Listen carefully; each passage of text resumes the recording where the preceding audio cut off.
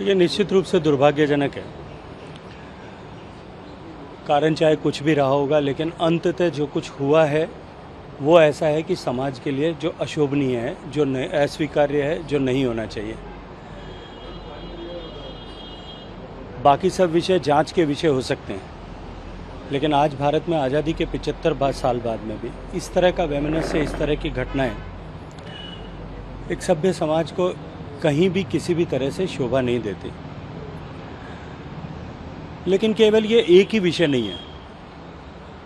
पिछले वर्षों में जिस तरह से कांग्रेस के शासन में इस तरह की घटनाएं बढ़ी है, चाहे अबोध बच्चों और बालक बालिकाओं के साथ में अपराध की घटनाएं हैं, चाहे महिलाओं के साथ में अपराध की घटनाएं हैं, चाहे धार्मिक वैमनस्य के आधार पर किए जाने वाले कृत्य हैं,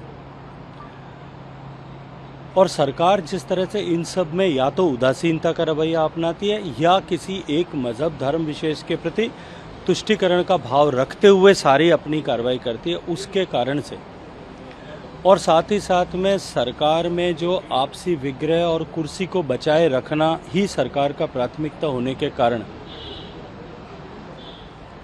जिस तरह से राजस्थान में अपराध करने वालों के मन से खौफ समाप्त हो गया। राजस्थान पुलिस का ध्येय वाक्य ये हुआ करता था, अपराधियों में खौफ और आम जन में विश्वास। पिछले 3-3.5 साल से परिस्थिति बिल्कुल इसके उलट हो गई है। अभी आम जन खौफ में जी रहा है, कब किसके साथ क्या और कहाँ क्या घटित हो जाए, इसके अंदेशे में खौफ के साथ में जी रहा है। और जबकि दूसरी तरफ अपराधी बेखौफ होकर के बेलगाम हो गए हैं, और उसी के कारण राजस्थान आज ऐसा महसूस करता है कि उसे माफियाओं के हवाले छोड़ दिया गया।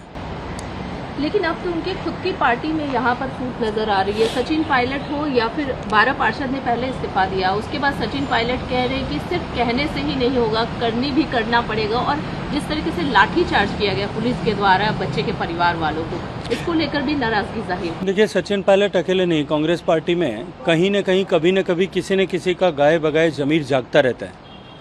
कभी भरत सिंह कंदनपुर कुछ बात करते हैं, कभी जो है कोई विधायक इस बारे में बात करते हैं, कभी सचिन पायलट इस बारे में बात करते हैं, और दूसरी तरफ माननीय मुख्यमंत्री सार्वजनिक सभा में अपने नेताओं के ऊपर के कार्यकर्ताओं के मान सम्मान की बात करने वाले लोगों का उपहास उड़ाते हैं।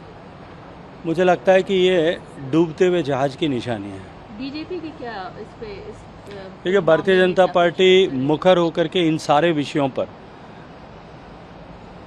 समाज को साथ खड़े होकर के इन सब का विरोध करने और सड़क से लेकर के और संसद तक इन सब के विषयों पर बात उठाने की कोशिश करती है, प्रयास कर रही है। विपक्ष की भूमिका का न्याय के साथ में निभाने की पूरी प्रयास कर रही है। और बार बार भारतीय जनता पार्टी की प्रदेश यूनिट ने ये कहा है कि अब की बार हम जो है इस निर्णायक लड़ाई को सड़क पर आकर के लड़ेंगे।